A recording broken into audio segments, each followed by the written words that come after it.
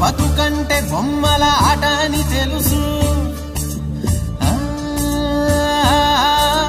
కథ అని తెలుసు కథ అని తెలుసు కథలన్నీ కంచికే చేరునని తెలుసు తెలుసు తెర తొలుగుతుందని తెలుసు తెల్లారుతుందని తెలుసు ఈ కట్టె పుట్టుకుమంటదని తెలుసు ఈ మట్టి మట్టిలో కలిసిపోతదని ఇన్ని తెలిసి రకాటంలో పడిపోతావు ఎందుకని మాయ